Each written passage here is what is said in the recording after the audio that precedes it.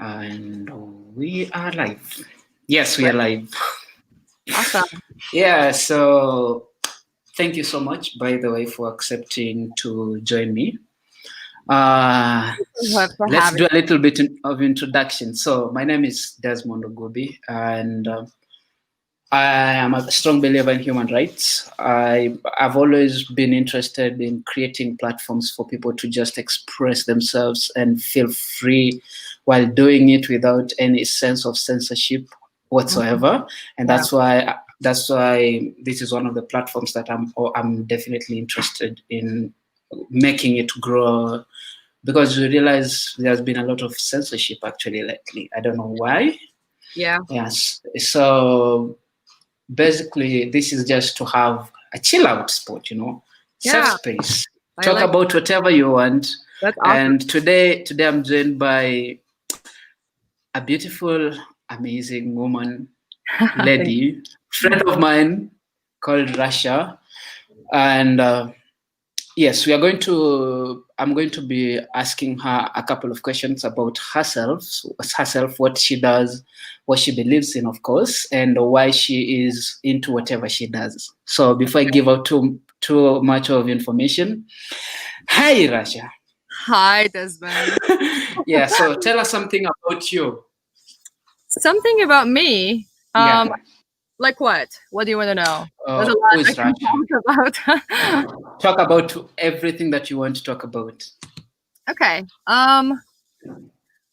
Well, my name is Rasha. I am an anti-human trafficking, anti-modern slavery activist.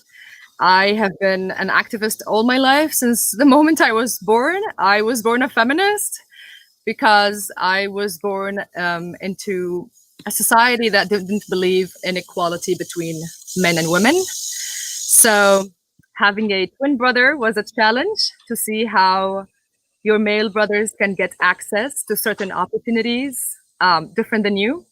So I've always had a sense of understanding that there's some sort of injustice and inequality around me. And then at the age of 18, that's when I actually found my way to actually start practicing activism, because prior to that, I was born and raised in Dubai. I'm half Syrian, half Tunisian. So in Dubai, there's no really big space for activism and human rights. So when I moved to Tunisia after my high school, that's when I started my activism at the age of 18. Okay, that's really beautiful. I'm already seeing people join into the conversation. I can see one actually on the stream. Great. Yeah, so it was Iram, I guess. Yes.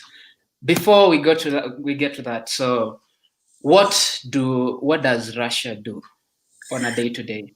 So, yeah, I mean, my activism is probably my biggest passion and drive in my life. I'm a person who believes that our lives are a gift, and at the same time, it's a responsibility and it's a duty for us to make the best out of it.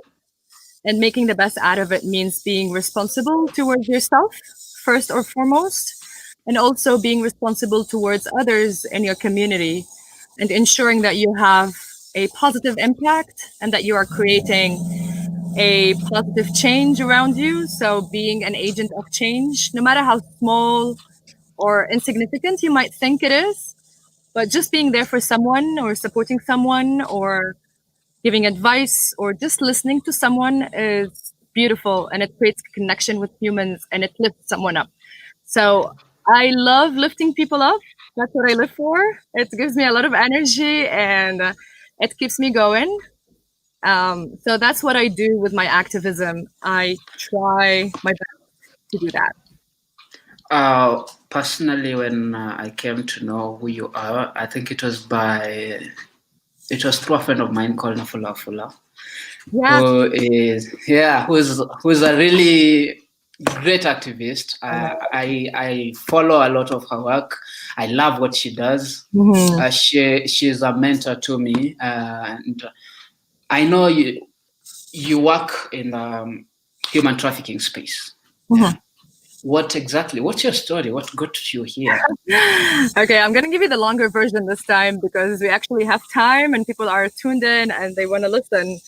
So remember how I said I moved to Tunisia when I was 18? I moved to Tunisia with only being able to speak English and Arabic back then, because in Dubai we don't learn French. And Tunisia is a French speaking country when it comes to our formal education. Yeah. So I was really passionate about biology. I wanted to become a biologist and a scientist. So I applied for a university in biology and I started my education, but I couldn't really continue because everything was in French. And I was taking French courses, but I couldn't really keep up. So I dropped out and I felt like I couldn't belong. I felt like an outsider, which is something that I also felt all my life because when I was in Dubai, I was the foreigner. When I came to Tunisia, I was the half Syrian who spoke differently, who didn't speak the French, who spoke a different dialect. So all my life, I felt like I was the outsider. So what I did is that I looked for universities abroad to study biology in English. And the first thing that came to my mind is England. English, England, it makes sense. I applied for a scholarship and I received a partial scholarship. And in order for me to be able to actually move there and sustain my living, I had to work. So at the age of 18, what could you do? You just graduated from high school. You just spent a year trying to figure out life. So I found out that a lot of girls actually go into babysitting. Just living as an au pair in someone's house, taking care of their kids. They provide you with the food, with the lodging, and you can just go about your days and activities and your education. So I put my CV online on some of these babysitting websites, and I started receiving emails from families who were actually interested in hiring me and paying me in pounds. And I was like, wow, that's a lot of money. I got really intrigued. I was really interested. I went on with a conversation with a few of them. However, when it felt like things were actually getting closer to being finalized and formalized, I asked them to Skype. I was like, I need to see the father, the mother, I need to see the kids. How does my room look like? I was just very curious. And then my request was denied by all of them. None of them wanted to speak with me face to face, and all of them said the same thing. They were saying, just send us your passport, your information. Our lawyers will take care of everything, of your immigration and your paperwork and whatever is needed, and just come as soon as possible. When that happened, I started having some red flags in my head. It didn't feel normal. My gut feeling told me something is wrong. So what I did is that I insisted a little bit more, and one of them actually sent me a standard photo that you get from the frame when you buy it at a store. It actually had the measurements, like how many centimeters, and it looked like one of those, white American families, very, very stereotypical picture. So for me, that was a red flag. I felt something was wrong. I took a step back. And I did some research on the internet. I was like, okay, babysitting in Europe, how does that look like? What is that? And then that's when I stumbled upon the horrific realities of the way girls end up being trafficked into prostitution, into labor exploitation. That was horrifying. But to be honest, I didn't really dwell too much on it.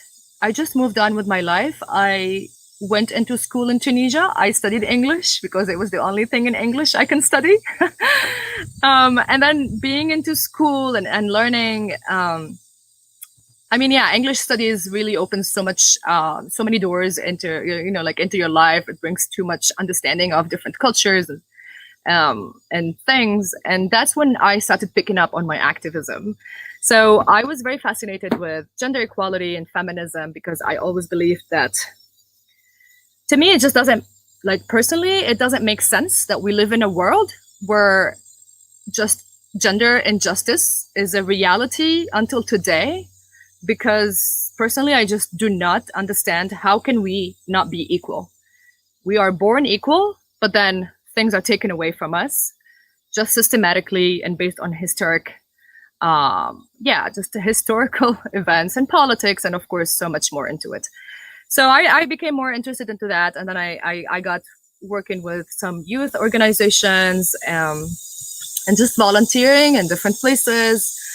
And I tried different things, and I realized that I don't have the heart, to be honest, to work directly with victims or people affected by a crime or by an issue. So, for example, I used to go to hospitals for kids who are sick with cancer, or to orphanages, or to elderly houses. But I am very empathetic. That at that time I realized I absorb people's pain, and it hurts me. And I wasn't able to support them, and I wasn't able to give them the relief they needed.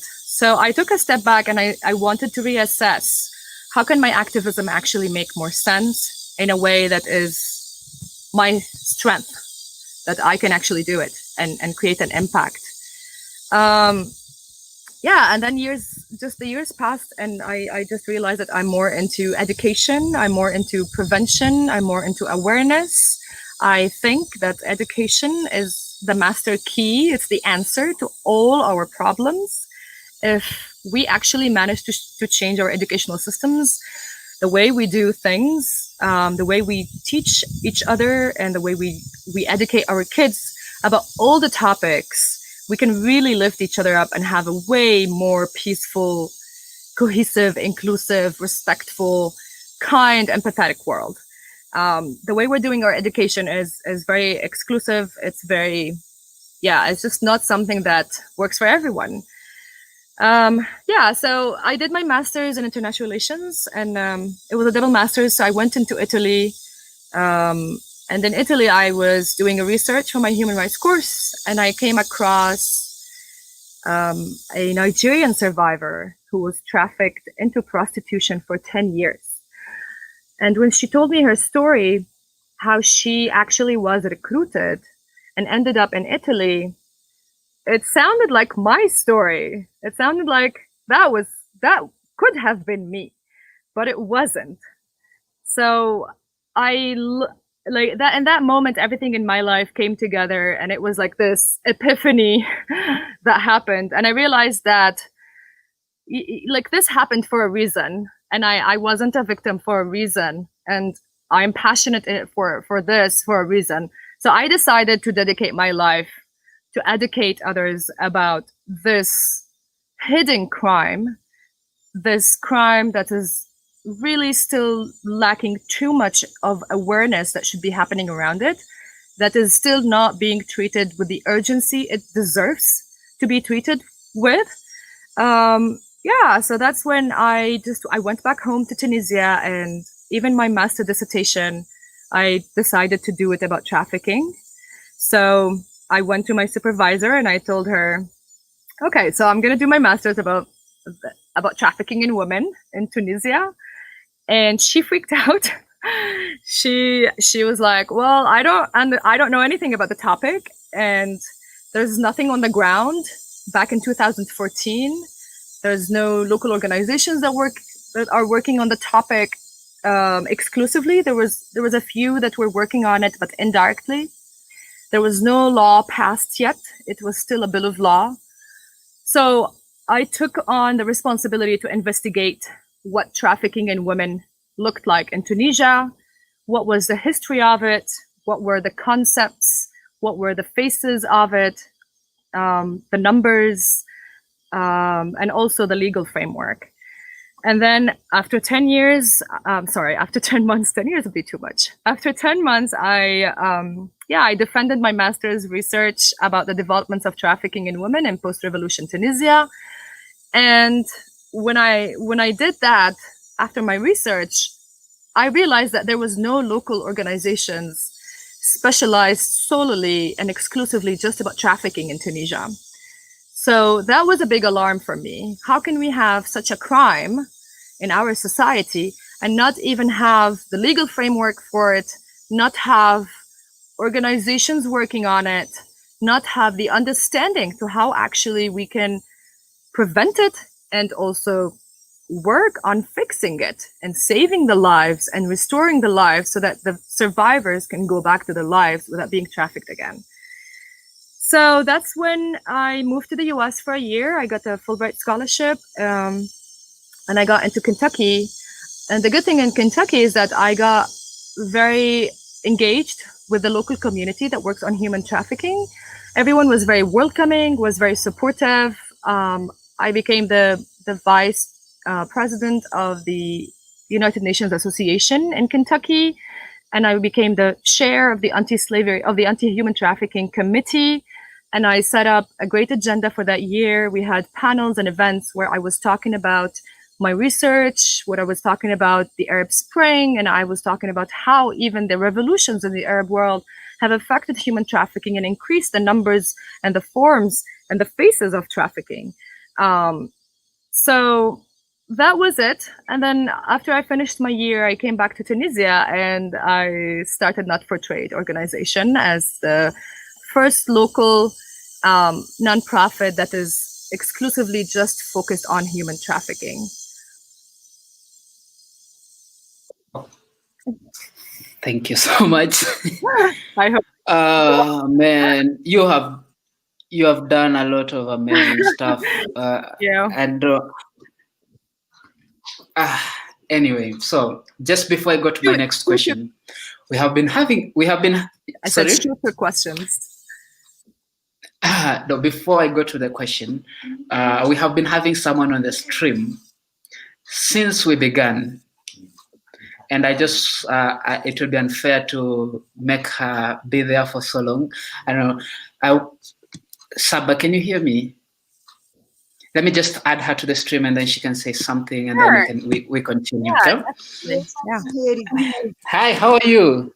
Hello, how are you? Hi. I'm from Pakistan. Hi. We are I am amazing. Sorry, can you say your name again? I am Iram from Pakistan. Nice to meet you, Iram. Thank you for joining us. Thank you. Thank you. Thank you so much. Yeah, so today we are hosting the beautiful Russia. Tell us something about you first, and then probably have a question for her before we go back to some of the questions that I had prepared before. I have to tell about me. Okay. Actually, I have joined. Anything you want to. Yeah, actually, I have joined the Vital Voices Women Network. In back 2010, they have invited me for a conference in India. And you know, our neighbor country is India, and most of the time they have problems on border. And India did not allow me; they did not give me the visa to attend the conference arranged by Vital Voices in India. And but usually I used to check emails and I joined the group on internet. And one day I saw there is a WhatsApp group, and I just joined that WhatsApp group. And I always look so many interesting ladies who are working on different aspects of life. And now I just saw that somebody is online, and I just clicked to join. Okay, that's great. Yeah, let me put you in context. So, we are fellows. So we're fellows from the same organization, Vital Voices. It has different programs for women in different regions and that work in different issues. So I'm a Global Freedom Exchange fellow with the Vital Voices, which is a program just for anti-trafficking women leaders around the world. So that's the connection. I shared that in the group, and that's how Aram saw it. It's nice Oh to meet. man. Well, good to have you, Aram. Do you have a question for us today? Yeah, I am master in development studies, MPhil in development studies, and master in international relation. I have worked in Asian Development Bank, UNDP, and back in 2010, I have started an NGO named as Roshni Pakistan. In Roshni Pakistan, I have trained 6,000 women on different self-employed job like hand embroidery, machine embroidery, bag stitching, jewelry making. And in the context of that, I have started industrial stitching unit, and I am planning to convert in industrial textile. Wow. If I get some money. And I also want to export, and I am looking some good countries. If you have links to export, you can help me out. We will Because definitely discuss that. Yes, that's interesting. I have 3,000. I have actually 6,000 women. From 2011 to until now, we have trained 6,000 women on different aspects. But unfortunately, the government don't have capacity to provide jobs for those women. And there should be someone to take a step forward. So, from a little bit investment, like mm, uh, mm, in our country, this is the 20 or 25 lakh rupees. I Yeah, have invested some, I have bought some industrial stitching machines. Now they are stitching and I am selling the trousers and shirt in the local market. But we are more interested to expand our work and we want to send abroad the yeah, napkin, kitchen items because this is the male dominating industry, textile industry. But I will be, I think, a first woman who is going to interested to install her textile mill, but mm, I think I will. And I am US alumni. I have spent a 3 month program in US, Washington DC, Massachusetts, Washington DC, and New York City. yeah. And I have also joined a tech women workshop in Dubai. And the women working on information technology, 25 women were from India and 25 from Pakistan, and I was one of them. That's And the awesome. previous Why don't you shoot me a direct message on WhatsApp, since we are in the same group, and I will definitely talk to you on the side about this, because we are going to be focusing on economic justice and rights through the youth movement. So I Yes. will talk more about the Yeah. the movement, and then when I talk to you, we will think of how we can collaborate on that. I would love to work with you. It's Yeah, amazing. Thank you sure, for what sure. you're doing, and thank you for reaching out. Thank you. Thank Thank you you. so much for joining the stream too. We really appreciate having voices from different parts of the world. Yes, thank you. Yeah. Have a Yeah. good Please make sure you send Russia a message so that you guys can keep in touch. Yeah, we will be in Yes, touch. Don't worry.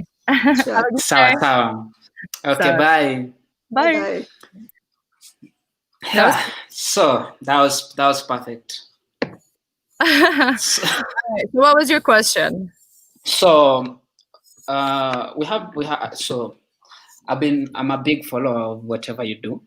Yeah. Yeah, and I'm a big believer in human rights, and I always believe that everyone, irrespective of where they come from, they deserve to be accorded rights. Mhm. It doesn't matter your religion, it doesn't matter your sexuality and everything. It's just because you're a human being, there are basic rights that everyone actually deserves, you know. Mhm. And I've been following. I know you're for me. When I look at Russia, I know she's. I don't know.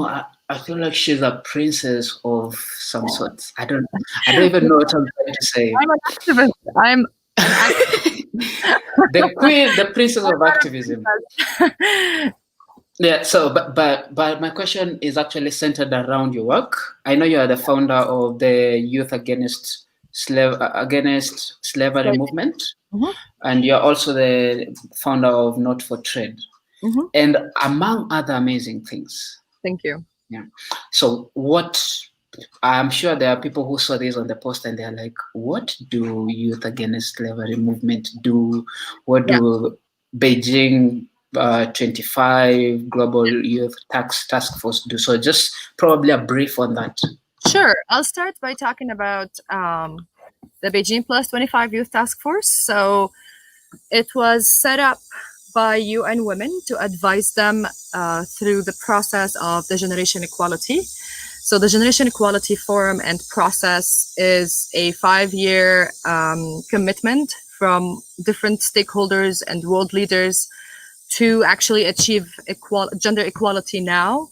And the ultimate goal is to launch six thematic action coalitions that will be fighting gender inequality and gender injustice alongside under other themes. So, for example, there's the theme of economic justice and rights. There's climate justice. There's, if I can remember all of them, there's 6 of them. So yeah, there's feminist movements. There's gender-based violence, and then I think the last 2 ones are sexual reproductive health and rights. Yeah. So these are the action coalitions. So the ultimate goal for the youth task force, we are expanding now, actually. So this is a great opportunity for anyone who's watching to apply. If you're a youth under the age of 35, you're a young activist, you want to join this amazing team, please send in your applications. If you can just Google, what is it called? The Generation Equality website. You can find the application there.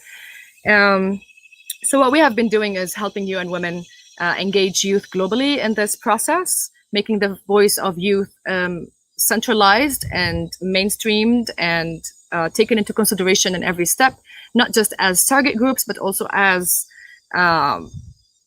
stakeholders, as the core of decision making. So we also managed to get a seat on the core group of the Generation Equality, which is a huge success for us as youth, fighting for youth engagement and youth empowerment and youth really meaningful engagement, not just, having a consultation online and saying, okay, what do you think about things? And then never get back to us. Actually giving us the space to make our voices heard and to allow us to design the blueprints of these action coalitions and this generation equality process together with the other different stakeholders. So that's what we have been doing with the Youth Task Force. It started last June in 2019. So now we are expanding. We're going to have more representation from the different regions that are not represented, which is very exciting. We are so excited to have the members come in and teach us more about their regions and the priorities for youth and for gender and what can we do together. Moving on to the Youth Against Slavery movement. So when I started Not for Trade, my work, as I said, I didn't focus on protection. So under the umbrella of human trafficking, the work falls under what we call the 4 Ps. So there is prevention, protection, prosecution, and partnerships, right? So you start with the partnerships and prevention, and then you move into protection and then prosecution. And then, of course, there is rescue. So I, as a young activist, did not see myself falling under the rescue or the protection itself. I wanted to have a bigger impact, because if I want to focus only on protection, I'm only going to be working on saving and restoring the lives of the people who have been trafficked, which would limit me to only the numbers who I can actually identify and provide services to.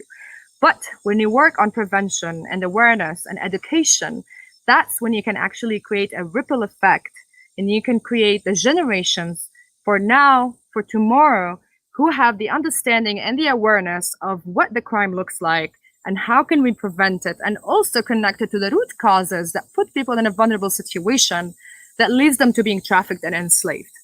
So from there, I just focused on education and awareness and training and capacity building and research. I launched a series of trainings, of workshops. I trained the media, the written, the media, and the radio as well. I trained them on how to write journalistic pieces and media pieces that are victim-centered and that are human-centered, where you do not re-victimize the victim again, where you do not share the information of the victim, you do not put her face on the news, you do not say her name, you do not share her address, you actually protect her from herself or from himself or themselves, because the victim can be anyone. It could definitely be anyone. It's not only just a female. So I started by that, and then I trained. I started traveling around the country and doing workshops and training sessions for different organizations, with a specific attention to youth-led organizations and organizations that serve the youth, because that's where the biggest population of trafficked people is, within the youth, within the most vulnerable, within the children. So I did that. And at the same time, I had a training of trainers where I trained youth leaders from all around the country on how to be trainers on human trafficking, so that they would spread the word, they would spread the knowledge. I really believe in the importance of spreading the knowledge. Don't take the knowledge and keep it to yourself, because that's not going to serve anyone. You have a piece of knowledge, share it. Say it out loud. Say, hey, I know something that actually can save lives. So, and that's what they did. They started training their organizations, and then they start training other organizations, and some of them go to universities and speak and go to schools. So that was a the huge milestone for me personally, and for the organization and for our team, is that we realized that that's a great model that we can follow. You know, replicate the effort, create that domino effect by engaging people, especially the youth, and give them that piece of knowledge, and also get them passionate about a topic that they don't even know about. So from then, I just, like a year after I found a nut for trade, one day I was sitting with myself and I was like, why not do something a little bit bigger? Why not replicate the Tunisian model, and take it global and actually educate more youth? So that idea stuck in my head. And then I started traveling a lot in Africa. And from my travels, either in Africa or even outside of Africa, I realized that youth are not engaged in the anti-trafficking and the anti-modern slavery movement. They are not engaged. They are not aware. They do not have access to the material that is simplified, or the material that makes sense to them or that relates to them. I realized that the issue of trafficking is a little bit of an exclusive club, which makes it hard for anyone to just access, hard for people to relate to, either as a target group, either as a population that wants to support, or either as an activist. So that stuck in my head, and I started looking at it every time I think about how can I create something that has a bigger impact, and at the same time puts youth in the middle of it. It stuck in my head, and I started thinking about it. And that's when I realized that, starting a global movement with the focus on Africa at the beginning, because, I have a huge passion for Africa, and at the same time, it breaks my heart to see that how big and prevalent the issue of trafficking is, because of all the root causes and all the root issues of socioeconomic injustices, gender injustice, climate injustice. All of the other issues do lead, irregular migrations and the wars, and all of that does create a very favorable ground for trafficking to thrive and to increase, and to also always be on the move. Traffickers are very smart. They know how to navigate the spaces, and they know when to change their techniques and what to do so that they sustain their business, because it's a business after all. It's multi-billion dollars, industry yearly. So that stuck in my head, and I started working on it and thinking about it and just reflecting and asking and doing research and thinking how could that be something that I can make that would allow everyone I talk to relate to. So that's why now we started the Youth Against Slavery movement. I'm very happy with, we have an amazing team. My co-founders are really amazing, resilient women who are doing a great job and supporting the formation of this. So we are still at our initial stages. We are still working through our strategic planning. We are taking our time to ensure that we get all aspects into consideration, and to ensure that there's inclusion from the different target groups and for the different potential partners, that we take everyone's opinion into consideration and navigate how to deliver the best outcomes so that we can reach the best impact. So yeah, we are recruiting we received really amazing applications for the Youth Advisory Board from Africa. We have our finalists that hopefully today we'll send them the email and tell them, welcome to our family. We're so happy to have them. We have really amazing candidates. And we started working on our communication. And yeah, we will announce our formal launch time soon, hopefully.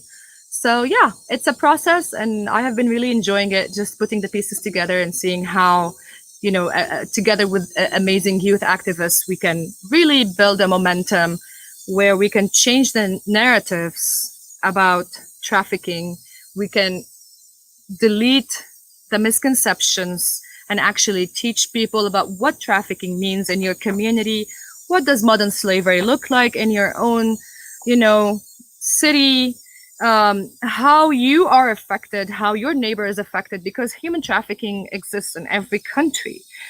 And not every country has legal frameworks or national mechanisms to address the issue.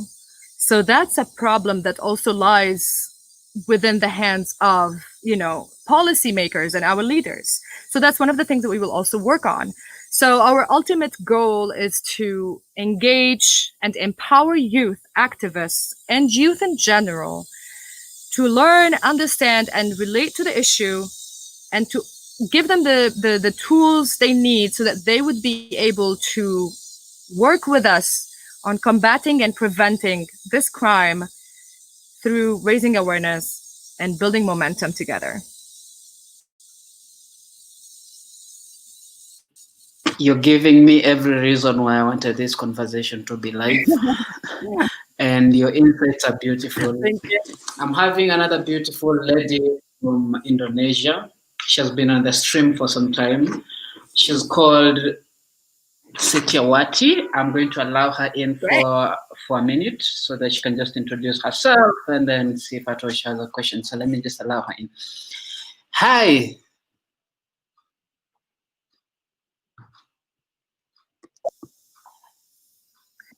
Oh, Hi, she's on can you hear mute. us? How are you? Is she on mute? Yeah, she's on mute. I'm trying Yes. to actually unmute her.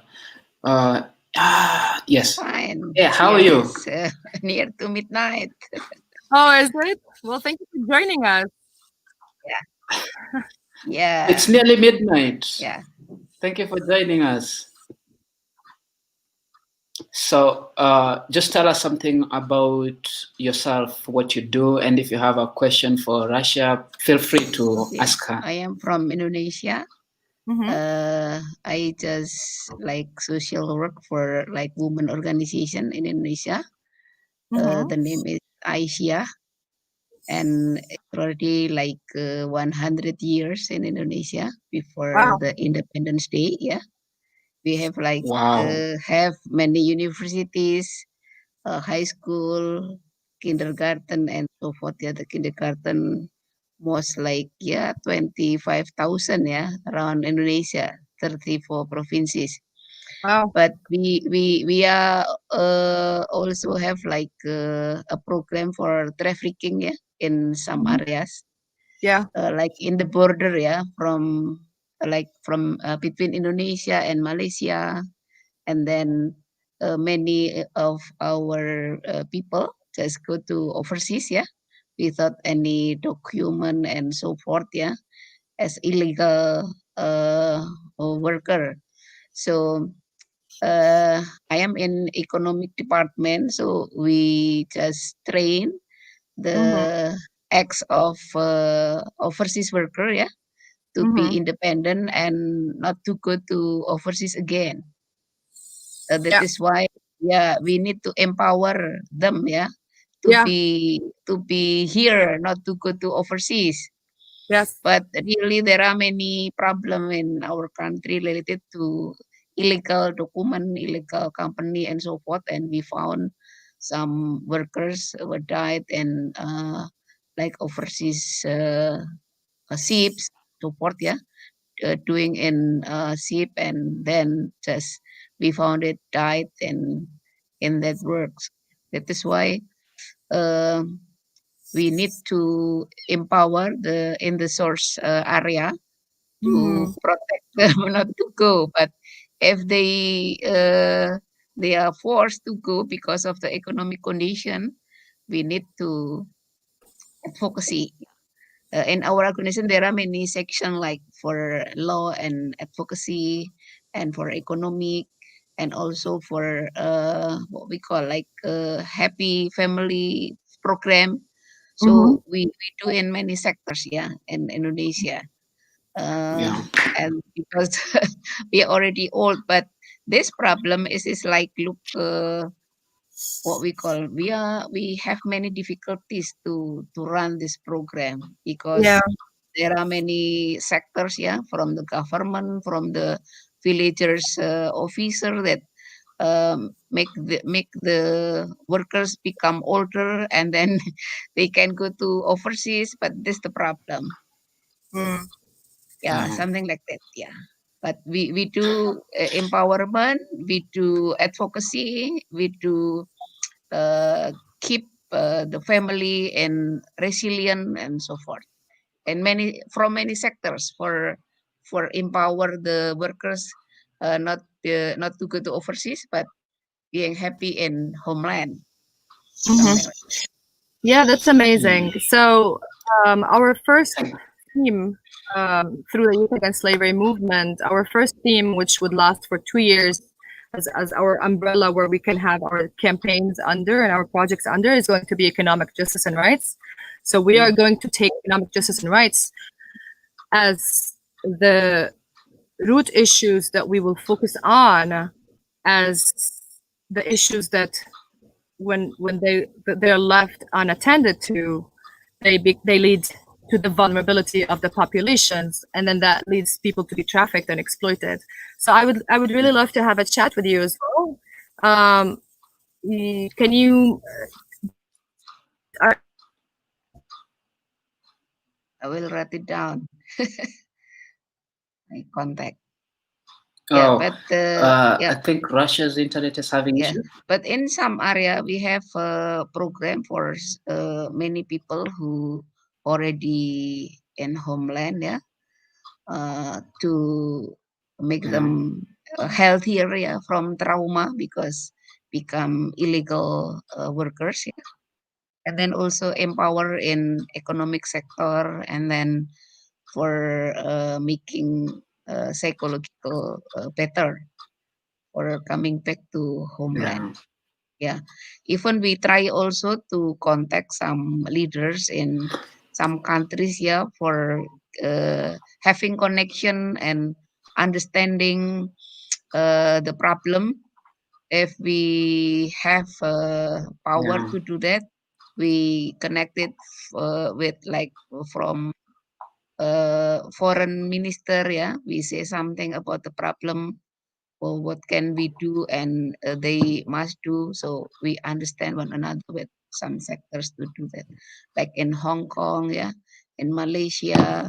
In Malaysia, we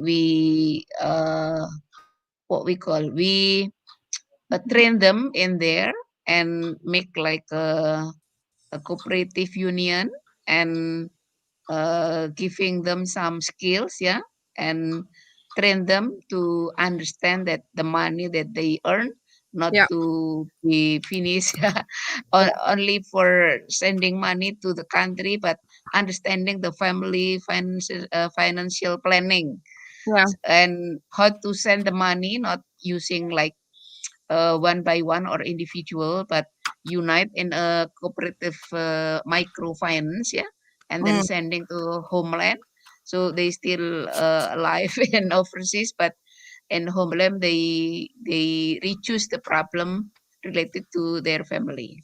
Yes. Yes. Yeah, I'm very talking to you. Thank you so much for your intervention and for sharing with us. This is really amazing, the work you're doing. Please, I sent you my email. Reach out to me and we will have a talk. Thank you so much. Thank you to join here. Thank you so much. Feel free to leave your email or your phone number in the comment section. Okay. Okay. Thank you. Thank you. Yes. All right. Back. Yes. I think your internet had issues. Yeah, sorry about that. Nah, that's fine. At least she was there to cover us up, and I love the amazing work she's doing. I know, it's amazing. Yeah, that's why I'm excited actually to connect with them and just speak how we can work together. Yeah, that's great. Yeah. Okay, so I know we are almost 1 hour into the conversation. Still 15 minutes. Oh, still 15 minutes. Okay, fine. So I just had another question. Sure. So I know you've been to Kenya before, and I know your work is mainly centered around working with people in Africa. So what, according to your research experience and probably the work you do around the region, what's the situation like when it comes to human trafficking? Oh, it's very complex. Well, let me tell you about what was going on in Kenya that was a big alarm for me. So I went to a conference, and one of the attendees reached out to me after I spoke, and she told me that she thinks she has come across victims of trafficking, but she didn't know that their situation was not okay, and that's why she never appeared and she never did anything. She told me that there was a few white women from Europe who have been put in a hotel room for a few months, and they were kept there without any access to anything, and they were just they were locked in. And she worked at the hotel, so she never really thought something was wrong. But then after I talked about it, she said, "Oh my God, I think that's trafficking, and I have to do something about it." So I asked her if you had a national hotline, if there's an organization that has a number you can call. She was a little bit hesitant. She was afraid. And I told her, don't be afraid, because if you are going to report, if there's a hotline, and then I realized that there's a hotline in Kenya through the organization that you work with. Can you remind me of their name? Heart? Yes, it's Heart. Yeah, the Heart organization. Kenya, yeah. So I gave her the number, and I tried to follow up with her to see if she actually reported, but then I lost contact. She never responded to me. But I just realized that the crime is very prevalent in Africa, and it's like all around us. But the problem is that we can't even detect or identify the red flags and the signs, and that's why we are unable to save the lives around us, because it could be as easy as just approaching someone and asking them if their situation is not regular, if they're feeling something is wrong. And I used to do that in Tunisia. I would walk around my neighborhood, because in Tunisia we have it's very prevalent that migrants from sub-Saharan Africa, especially Niger, Nigeria, Cote d'Ivoire, they get trafficked if they were trying to some of them come to Tunisia to be students, some of them come thinking they're going to get a good job, and then they end up working as domestic, in domestic servitude, and then they find themselves in a trafficking situation where their documents are confiscated and they're not allowed to leave, and some of them don't get paid, or they get paid very little. And so I would do that. I would just go around the neighborhood, and if I see a domestic worker coming out of a house or coming out of a cafeteria or a restaurant, I would just approach them and ask, how is your situation? Are you safe? Are you getting paid? Are your working hours normal? Are the people treating you with respect? So I haven't met anyone who didn't say otherwise, but it made me realize how big the issue is around us, especially in Africa, and how important it is that we raise awareness.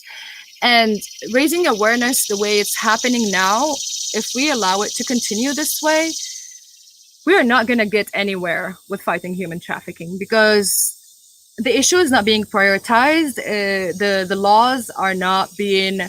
So the Palermo Protocol is the International Convention Against Human Trafficking. It's a protocol that supplements the International Convention Against Organized Crime from the United Nations, and it passed in 2000. However, not all the countries are signatories, and even if they're signatories, they have to ratify the Palermo Protocol, and they have to have their own legal framework. They have to create their own legal mechanisms and laws, and that's something that is lacking in Africa. And not only that, but also leadership commitment is lacking, but also awareness on a grassroots level in schools, in the media, in the nonprofit space is crucial. So that's why our movement is global in aspect, it's global in scope, but our work is going to be very local through our youth advisors, through our youth activists. We are going to go local into the communities and ensure that we are partnering with the different community leaders, with the elders, with the religious leaders, with the different organizations, so that we can actually get to a level of awareness, a minimum awareness, where we can prevent millions of falling into the crime.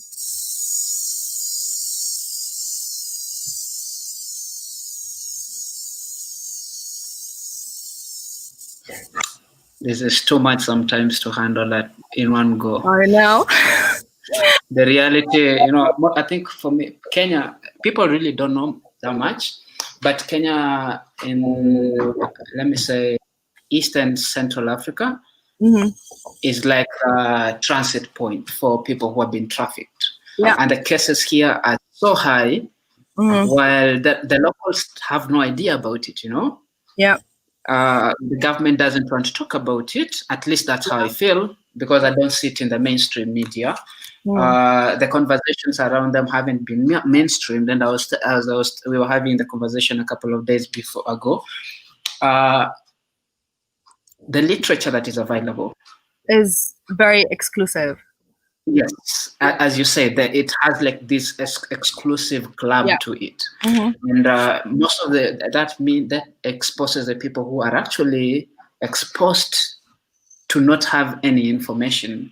And I know of a couple of people who have been trafficked, who have actually gone to countries in the Middle East, and they have faced the worst. And it's just sad. It's something that actually needs to be addressed. Don't even get me started about the Middle East. I know. The Middle East is being allowed, and I say it's being allowed because other entities and the international community is not holding them accountable. And I know that there is a lot of politics behind that, but it's shameful. It's beyond shameful. The Middle East is the biggest hub of institutionalized slavery. And that's how we should call it. We should call it by its name. It's institutionalized slavery. It's the way they do things. When you go there as a worker, by law, you got to give your passport away. You got to give your freedom away. You got to give your dignity away. And that is wrong.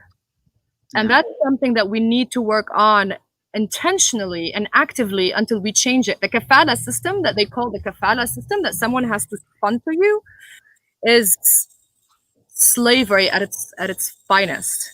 And that's something that, so don't even get me started with the Middle East, because I lived there all my life, and that's a big reason of why I have so much I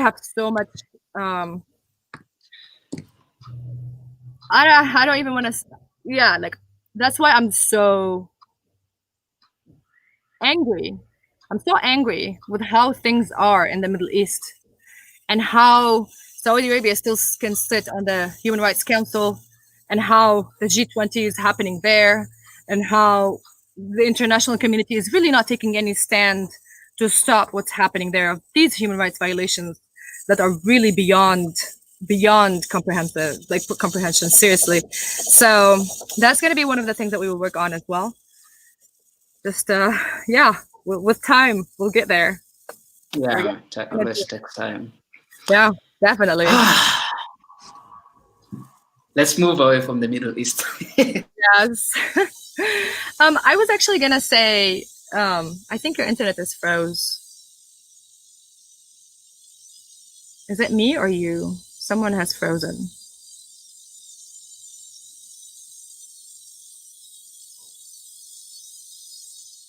Desmond?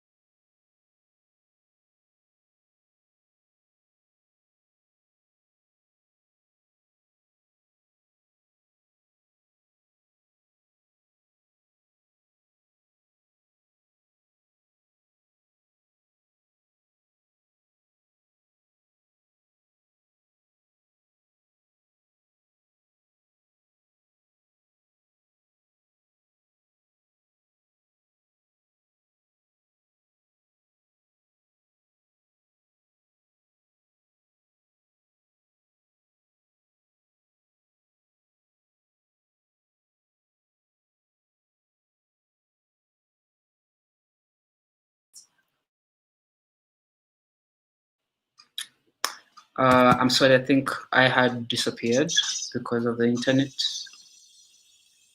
Hey, Russia.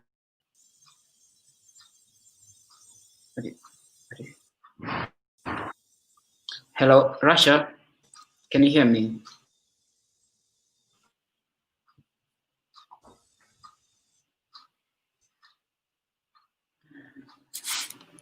Okay, so I think I'm going to invite back the beautiful lady from Indonesia because I've lost Russia for the moment.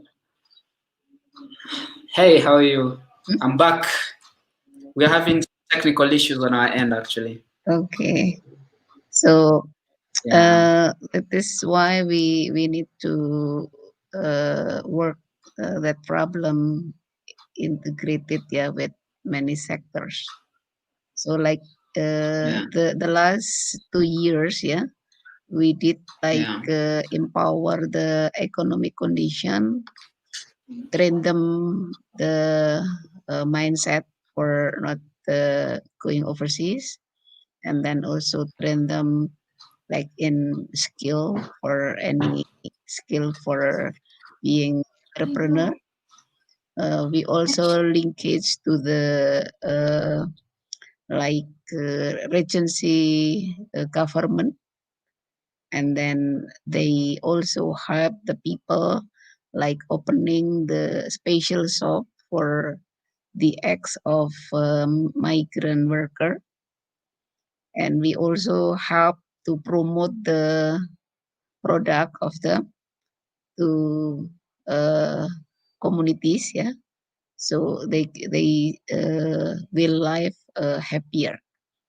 And we also looking for champion, someone who come back to homeland, starting the business and success. So we look for some peoples, yeah, to be a model, and we socialize their experience to many people, especially in the area of migrant worker, because the problem is not only someone who go to overseas, but the problem also stayed in their family, like their kid, and then their spouse, their financial management, the like the government officer in village who just being paid, and then their age become older, and as the requirement for going overseas. So the document is not true, but because of the money, yeah, and hazard, so they can go to overseas. That is why we need to understand more about the problem and empower, because money prosperity in overseas, but increasing the uh, sadness of the family. So it's like a balance, yeah. Not uh, getting the benefit from overseas, but they got many things lost in their family, their spouse, their kid, their future, and so forth. And they will be lucky if can come back in life, but some of them coming to homeland already died. The problem is about the mindset of economic condition, because if they feel so poor, they want to go overseas, and without any consideration with happiness, and then also with like family condition, and the company that will send them to overseas. So our problem is increasing, like migrant worker in Saudi Arabia, in Hong Kong, in Taiwan, in Malaysia, yeah, in not good sector, in in what we call sawit industry, yeah, coconut oil industry, and so forth, yeah. But in Taiwan, like for being a nurse is better, but like going to Hong Kong, become like housemaid, yeah, and not legal sector sometime. But for Saudi Arabia, we got problem related to the relationship between the worker and the employer who send them to there without any monitoring and evaluation, and make them like sent to the jail because after that they had no connection with their family. Sometimes didn't be paid, yeah, by the host and so forth. So we need to socialize the requirement, the condition, and then also language and also empowerment and economic especially, and understanding the risk for going to be a migrant worker in overseas.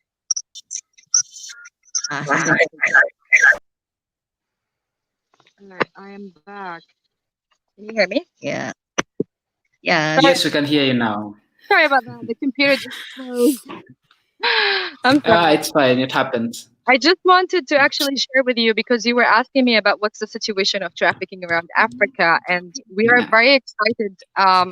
We produced a research paper about the connection between the irregular migration and the intersectionality with gender issues and trafficking around Africa. We consulted with so many different organizations and grassroots movements, and we produced a great research paper that we will soon be publishing on our website once our website for the Youth Against Slavery movement is ready.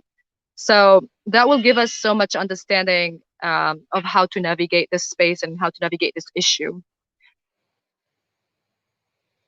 Yeah, that is very important, yeah, for us in our country to socialize, to educate, to train them, yeah, to understand their right to go to overseas, and also like the last case that we get in like in the beach, yeah, that the condition is not good enough for life. They think that if they who go to overseas, they will be healthier and earn more money and so forth. But they don't think about the risk. Yeah, there are many risks if the document is not legal, or the document is legal but the company who sent to the location is not good enough, not giving uh, the explanation in detail. So they just Yeah. shock and there, and Yeah. some of them just sending the money to the homeland, and after some years they work in overseas and then have nothing because the family uh, use all the money, not Yeah. have any invitation infestation in their house. Yeah. And the main problem, yeah, for women migrant workers is their spouse is married to other woman, yeah, and just left his wife that work hard in overseas, something like Okay. So what you just said will bring me to the question that I really wanted to ask Russia. So I am just going to put Sitewati on the background a little bit, then I'll bring her back later on. So when I move to the next question now. So Russia, she has brought a really important point, and I feel that for me, from where I stand, that's where the biggest problem is. And I know you're part of you're trying to join the economic justice movement. What do you think economics, the lack thereof of basic commodities, predisposes people to human trafficking?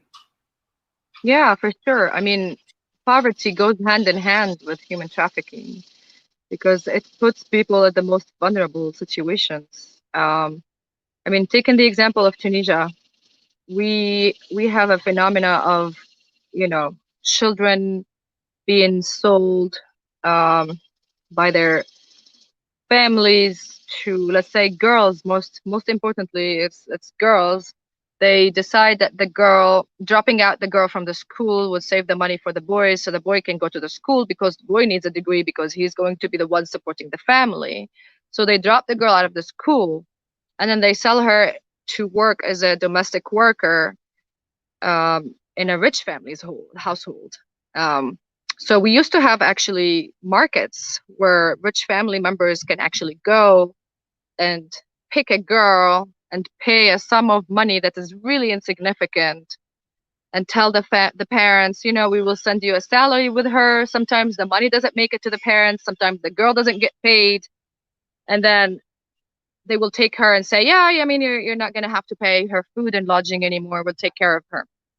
But of course, a lot of these kids are exploited. They become domestic slaves. They have no life. Some of them don't go to school. Some of them don't, you know, some of them are sexually abused. When you look at children, at boys, for example, who are forced into begging into the streets, who are forced into, a lot of them, we still have the phenomena of kids begging in the streets. And I'm sure it's all over Africa. They sell cigarettes or whatever, you know, tissues or whatever. And then the money goes back to either the parents or someone who actually gathers these kids, teaches them what to do, gives them the stuff to sell, and then collects all the money in the end of the day. I spoke to a few kids who told me that I saw they were walking barefoot and basically with no jacket, nothing, under the rain in the middle of the winter at 11 p.m. selling jasmines and flowers and stuff. And then when I talked to one of them, he told me, you know, my mom is sick, my dad is in jail. I need to help my brothers and I need to get medication for my mom. And he told me there is this guy who comes and picks us up from school and he tells us what to do and then he gets all the money. And the child would go home with like 1 dinar or 2 dinars, which is basically not even enough to buy anything. So when you look at that, you can't say we need to go to prosecution. You can't talk about prosecution because what you're going to be prosecuting who? It's not about prosecution. It's about prevention. And then, if you want to get to that prevention, you need to create the favorable ground for that child to have access to their basic rights of education, of a safe house, of, you know, everything they need so that they won't end up in the streets being trafficked by people or by their parents. So the problem here is that if we don't work on the root causes, if we don't work on the issues that lead to vulnerability, if we don't work on the injustices, we don't work on the dropping out of education, on unemployment for youth. That's why youth are all trying to get somewhere to find a job. We're not going to be able to fix this issue. So we can't look at human trafficking as the ultimate goal that we want to fix in vain. It's all connected to what is actually leading to it. So that's where our attention should shift. We should shift to these root causes, and we should say we need to prioritize these issues. We can't allow these issues to continue because that's what's creating the enslavement and the trafficking. That's very true, actually. As we head to conclude the conversation, I have a question. Sure. I'm sure there are so many people who have at one point joined the conversation or are in the conversation at the moment, and they are asking themselves, what can we do as an individual? Yeah. I don't have any political influence. I don't have any money. My my Twitter following is two people. What can I do? There's a lot everyone can do. There's three things that I can say. First of all, educate yourself about what human trafficking is, about what modern slavery is, because human trafficking falls under the bigger umbrella of modern slavery. And modern slavery has the other issues like child marriage and child soldiers, and there's so many other issues that fall under it. So what you can do is educate yourself and then educate someone else. Don't leave the knowledge to yourself. That's what I say. Just always use your knowledge, get it out there. and then join someone who is working on the issue. You can join us, you can join the local organizations that are working on the issues related to trafficking. You don't have to find an organization working on trafficking.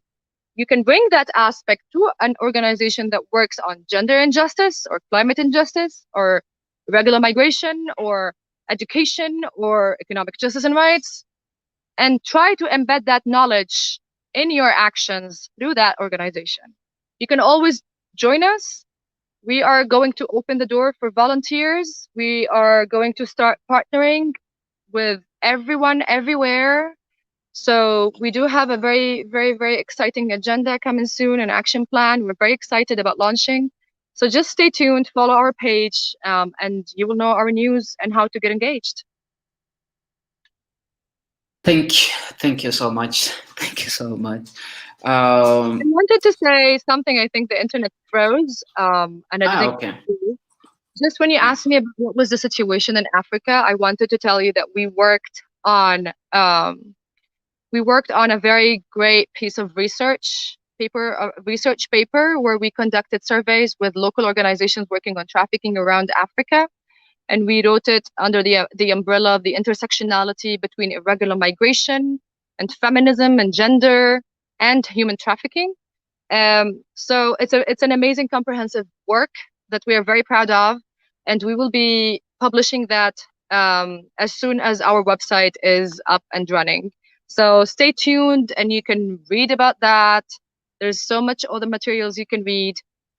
Just and reach out to us. Yes, before I close this, the comment section has been on fire. I think that's the right word.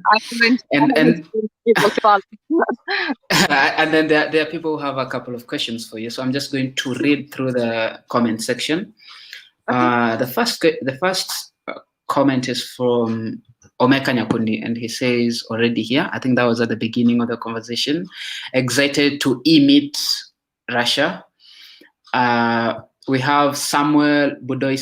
He says, exciting to join this conversation. Thanks, Desmond. Victoria Stevens says, keenly following. We have Wamboi Waweru. She says, great job, Desmond. Omeka Nyakundi says, has a question actually. Yeah. And it goes like, is there a political goodwill attached to the conversation on human trafficking? What do you mean by political goodwill? Do you mean a person? No. There's probably if I could, I think it's like, are governments ready to take up the issue of human trafficking?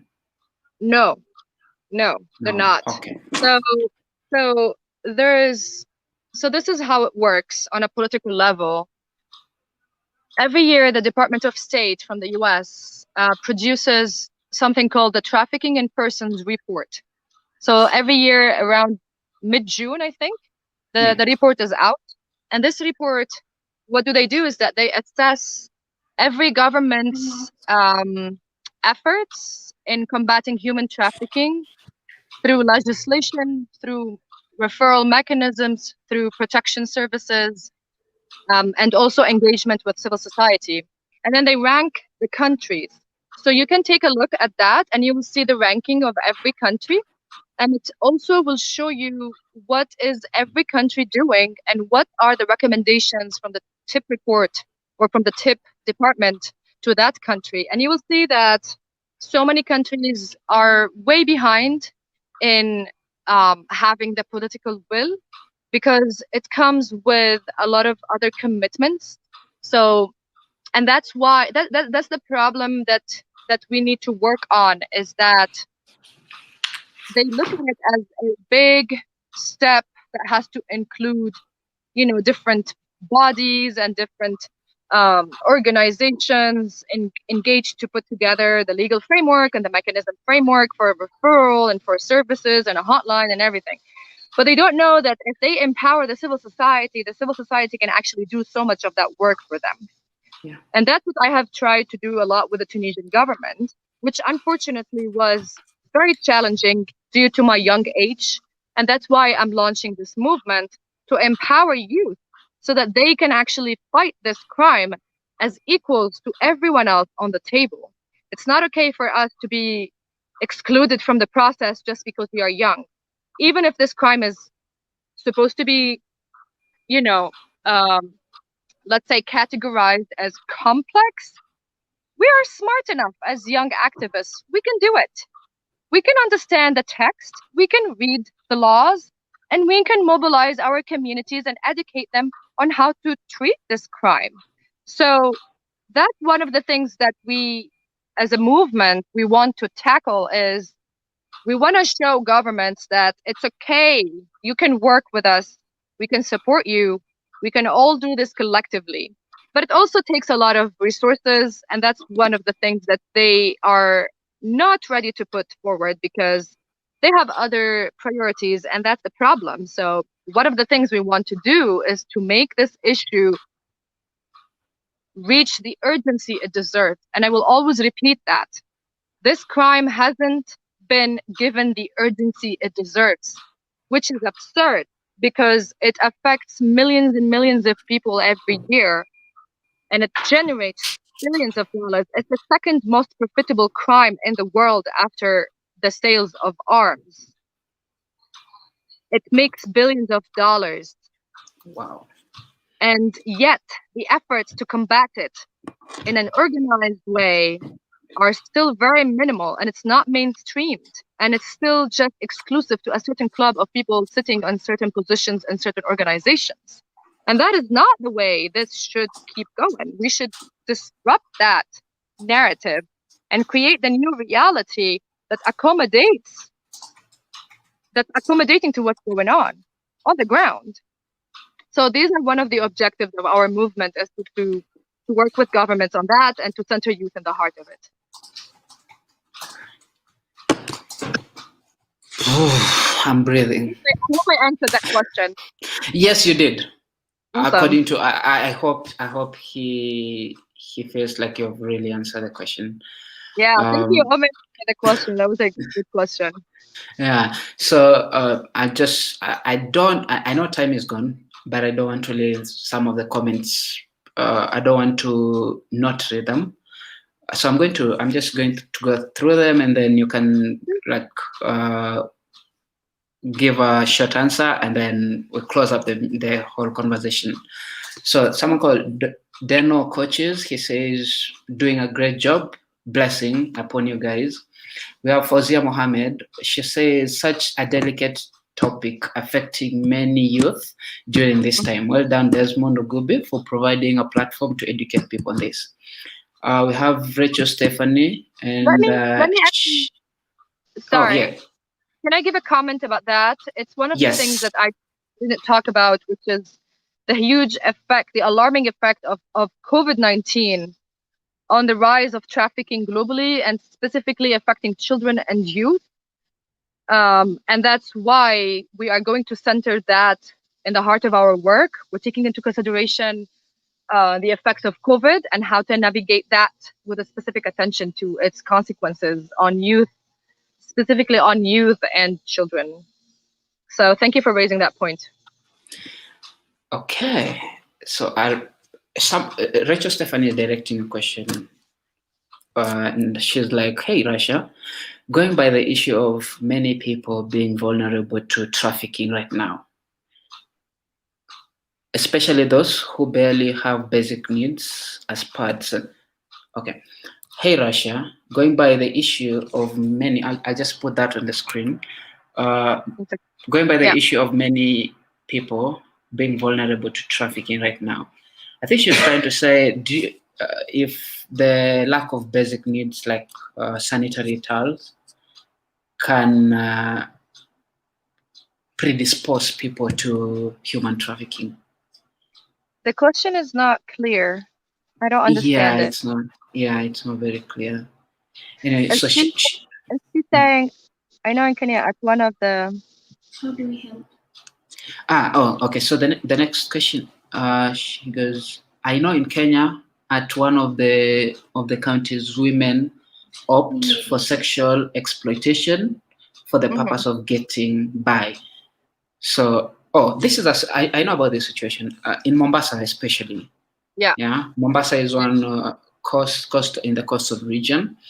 Mhm. We have done a project there, and one of the things that used to come up is that most people didn't have basic needs to the extent that even young girls had to go to had to sleep with men who will buy them pads. Mhm. Yeah, Yeah. so yeah, that So have mhm. yeah, so it's very important. It's very important to draw the difference between, human trafficking and a situation like this. So human trafficking means that someone is being exploited without them having a saying on their situation. They can't get out of it, and they're being exploited to make a profit for that person. And that person or that group is using force, fraud, or coercion. So this situation, we are familiar with it, but it doesn't fall under human trafficking unless that girl has been um, forced or coerced into doing something that she doesn't want to do or she can't get out of to make profit for that person. Is it clear? Yes, Did it's I just clear. say it in a clear way? Yeah, okay. Yes, it's clear. So I think these are very interesting ones. Still from the same person, Rachel Stephanie, she says that it's alleged that some governments really don't engage because they themselves are the masters of trafficking because of the Yeah. money involved. Mhm. Yeah, I mean, we can't really dig into that because that means we're only focusing on the problem. yeah, For me, as youth, I think we need to bring the vision of focusing on the solution, and we have the solution. The solution is preventing people from falling into the crimes by educating everyone, by spreading the word, by creating a ground of clarity around this issue, by putting it as an emergency. So let's not, I mean, we can dwell onto how governments are involved and how they're reluctant and they have no power or they have no interest or no political interest into doing it or they're involved in it, but that's not going to be a solution. So let's just focus on how can we as youth use our energy, use our activism, use our education to educate others who do not have that piece of information. okay, thank you so much. So we still have Aisia on the stream. So I just want 1 minute conclusion. So I'll bring her in, and then she can just say her closing remarks, and then Russia, you Sure. can give your closing remarks, and then we'll close the stream there. Okay. Great. Thank you. So hey, yes. Welcome So again. one Okay. minute for your closing remarks, so that we can. I know we have spilled over. The conversation was supposed to go for a maximum of 1 hour. We are Okay. 23 minutes Okay. It's your first. overdue. So yes. Yeah. Okay. Thank you for the opportunity. But really, we should start from ourselves, yeah, to understand this kind of problem, and then it's better if we solve this problem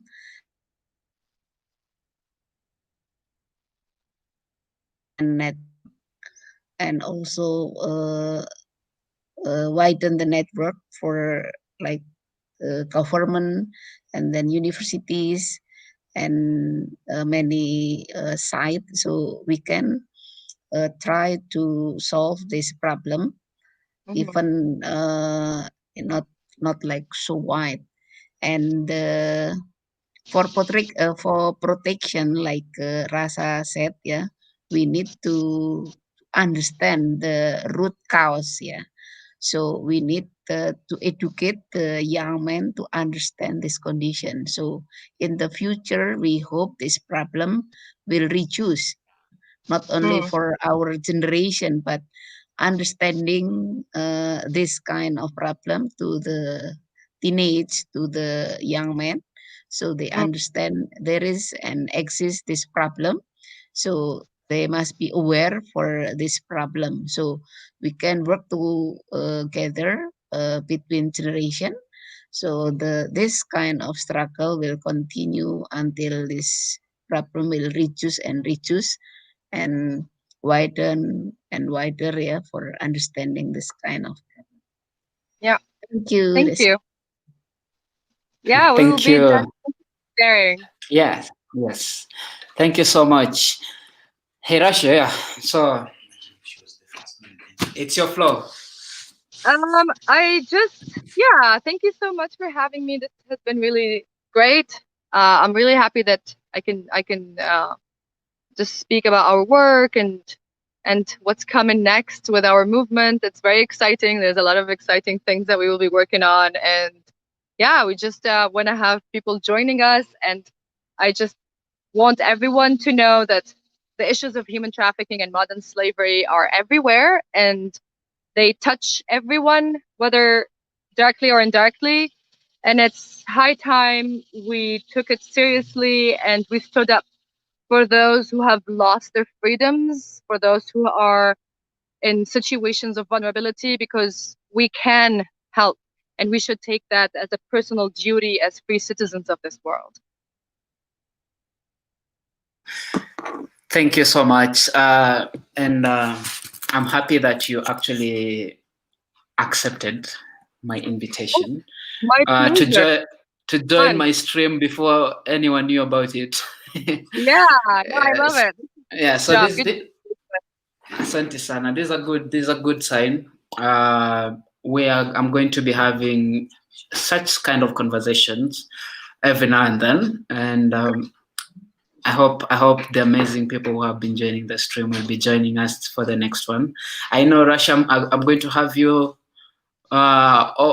over time, so I'll be reaching out to you anytime. Sure. So yeah, and thank you so much. I know it's midday over there. Yes. Yeah, for us, people are almost going to bed. It's almost 2. Yeah. It's almost 8 actually. Sorry. Yeah. So stay blessed and let's keep in touch. It's been great. Thank you. Have a good day, everyone. You too. Bye.